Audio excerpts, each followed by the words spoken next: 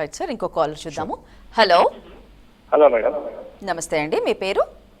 శ్రీరాములు, హైదరాబాద్. మాట్లాడండి సార్తో. Sir sir నమస్కారం సార్. నమస్తే, చెప్పండి. ఇక్కడ మనకి బ్యాంకింగ్ కి మనకి హైదరాబాద్ ఏమైనా ఇంపార్టెంట్ కోచింగ్ సెంటర్స్ ఉంటే పేర్లు చెప్పండి. ఏమైనా బుక్స్ కనుక ఉన్నాయా వాటికి, మెటీరియల్ బయట అది చెప్పండి సార్. మెయిన్ ఇంపార్టెంట్ మెటీరియల్ బయట దొరికేది, లేకపోతే బ్యాంకింగ్ కోచింగ్ సెంటర్స్ చెప్పేది. అందరూ ఎక్కువగా ఫాలో అయ్యే పుస్తకాలు మీకు మార్కెట్లో చాలా ఉన్నాయండి. ఆర్ఎస్ అగర్వాల్ పుస్తకం కూడా మీరు చాలా స్టాండర్డ్గానే ఉంటుంది. మీరు దాంతో మొదలెట్టండి. ఒక పుస్తకం పూర్తిగా మీరు చదివి జీర్ణం చేసుకున్న తర్వాత మిగతా పుస్తకాలకు వెళ్ళండి. ఓకే, అన్ని పుస్తకాలు దొరికేవన్నీ కూడా మీరు చదవాల్సిన అవసరం కూడా లేదు. అండ్ కోచింగ్ ఇన్స్టిట్యూట్ గురించి అయితే మేము ప్రత్యేకంగా ఏమీ చెప్పలేము. So you please enquire from your known people. Okay, so యావరేజ్గా అసలు ఎంత పర్సెంటేజ్ మార్క్స్ రావాలి సార్? అంటే మనం నార్త్ ఇండియా నుంచి సౌత్ ఇండియా మొత్తం ఇండియా మొత్తం కూడా చూసుకుంటే స్టూడెంట్స్ యొక్క ఇంటెలిజెన్స్ లెవెల్స్ పెరుగుతున్నాయి. ఓకే, సో వాళ్ళు ఎటువంటి ప్రశ్న ఇచ్చినా సాల్వ్ చేసేటువంటి స్థితిలో ఉంటున్నారు, రీజనింగ్ అండ్ క్వాంటిటేటివ్ రెండింటికి కూడా. కాబట్టి స్టాండర్డ్ అనేది ఈ రెండిట్లో బాగా పెరుగుతోంది, కరెంట్ అఫైర్స్లో తగ్గుతోంది. ఇవి ట్రెండ్. ఎందుకంటే వాళ్ళకి ఎక్స్పోజర్ అనేది లేకపోవడం వల్ల కామన్ కరెంట్ అఫైర్స్లో తక్కువ చూపిస్తున్నారు. కానీ ఇక్కడ చాలామంది కృషితో వాళ్ళ యొక్క సాల్వ్ చేయాలన్న దాంతో ఎక్కువ టైం స్పెండ్ చేస్తున్నారు. తద్వారా వాళ్ళకి 100% స్కోర్ చేస్తున్న వాళ్ళు చాలామంది ఉన్నారు. ఓకే, సో ఇంపార్టెన్స్ ఎక్కువ. ఇప్పుడు మీరు అన్నట్టు దాని మీద అవగాహన తగ్గినప్పటికీ కూడా కరెంట్ అఫైర్స్ మీద దేని మీద ఎక్కువ ఇంపార్టెన్స్ ఇవ్వాలంటారు? అన్నీ ఎక్కువ లేదు. బ్యాలెన్స్డ్ ప్రిపరేషన్, బ్యాలెన్స్డ్ పెర్ఫార్మెన్స్ అనేది ఫైనల్గా ఇచ్చేటువంటి స్లోగన్. ఓకే, సో ఏ ఒక్క దాని మీద ఎక్కువ పెట్టకండి, ఏ ఒక్క దాని మీద తక్కువ పెట్టకండి, అంటే అన్నీ ఇంపార్టెంటే. ఓకే, సో ఎక్కువ అని చెప్పి ఇష్టం అని చెప్పి ఎక్కువ చదవద్దు, కష్టం అని చెప్పి కూడా ఎక్కువ చదవద్దు. అన్నీ కూడా బ్యాలెన్స్డ్ ప్రిపరేషన్.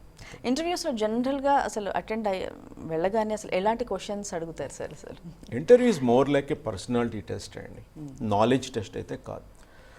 వాళ్ళకి ఒక హాఫ్ మినిట్ కూర్చుంటే క్యాండిడేట్ గురించి వాళ్ళకి మొత్తం అంతా తెలిసిపోతుంది. ఎప్పుడైనా డౌట్ వస్తే ఎవరైనా ఫ్లూక్గా సెలెక్ట్ అని అనిపిస్తే మాత్రం వాళ్ళు ఖచ్చితంగా అడుగుతారు, బాబు కాంపౌండ్ ఇంట్రెస్ట్ ఫార్ములా ఎంత అని ఏమిటని అడుగుతారు. సో అలా దొరికిపోతారు కొంతమంది. అదర్వైజ్ పర్సనాలిటీ టెస్ట్, వాళ్ళ యొక్క మెచ్యూరిటీ లెవెల్ ఎట్లా ఉంది. రేపొద్దున ఈ క్యాండిడేట్ తీసుకెళ్ళి ఆఫీసర్ సీట్లో కూర్చోబెడితే ఆ మెచ్యూరిటీ డిస్ప్లే చేయగలడా లేదా, రెస్పాన్సిబిలిటీ తీసుకోగలడా లేదా అన్నదే ప్రధానంగా చూస్తారు. లాంగ్వేజ్ అనేది పెద్ద ఇంపార్టెంట్ ఏమీ కాదు, వాళ్ళ యొక్క మెంటల్ మేకప్ ఎట్లా ఉంది అది ఇంపార్టెంట్.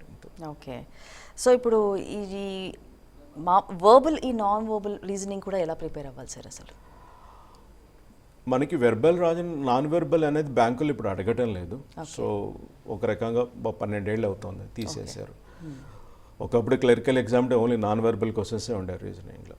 ఇంకా వెర్బల్లో మనం ఆల్రెడీ ఇంత ముందు క్లాస్లో మనం చెప్పుకున్నట్టు ఇక్కడ మనకి జనరల్ రీజనింగ్ ఉంటుంది, అనలిటికల్ రీజనింగ్ ఉంటుంది, లాజికల్ రీజనింగ్ కూడా ఉంటుంది. ఇట్లా సో జనరల్ రీజనింగ్ ఇవన్నీ కూడా ప్రాక్టీస్ చేయాలి. అంటే ఆలోచించడం అనేది మొదలు పెట్టాలి. రీజనింగ్ యొక్క ముఖ్యమైనది ఏంటంటే ఆలోచించాలి. ఇది ఒక అకాడమిక్ సబ్జెక్ట్లో ఎప్పుడు కూడా బ్యాంక్ ఎగ్జామ్కి వెళ్ళే వాళ్ళు ఎవరు కూడా ఏ సబ్జెక్ట్ని కూడా అకాడమిక్ ఎగ్జామ్గా తీసుకోకూడదు. ఇది వాళ్ళు they are applying their knowledge in a practical situation. అట్లా ఇంగ్లీష్లో కూడా అలాగే ఉంటుంది. సో రీజనింగ్లో ఆలోచించగలడం వస్తే ఎలాంటిదైనా వస్తుంది. ప్రత్యేకంగా వాటికి ప్రిపరేషన్ కూడా నిజానికి అవసరం లేదు. సో కానీ ఆలోచించడం అనేది నేర్చుకోని వాళ్ళు కొంతమంది ఉంటారు. మనకి ట్రెడిషనల్ కన్వెన్షనల్ ఎడ్యుకేషన్ సిస్టంలో లాజికల్ రీజనింగ్కి అంత ఇంపార్టెన్స్ ఇవ్వడం లేదు. ఓకే, దాంతో కొంతమందికి ప్రాబ్లం. కనీసం క్వాంటిటీ యాప్టిట్యూడ్ ఎక్కడ చదువుతారు స్కూల్లో, కానీ రీజనింగ్ ఎక్కడ చదవరు. కాబట్టి వాళ్ళకి అది కష్టంగానే ఉంటుంది. మనకి ఆలోచించడం నేర్పిస్తే ఈజీగా చేస్తారు, పిల్లలు బాగా చేస్తారు. ఓకే, బ్యాంక్ పీ ఆస్పిరెంట్స్ కన్నా 5, 6, 7 క్లాస్ పిల్లలు బాగా చేస్తారు. ఓకే.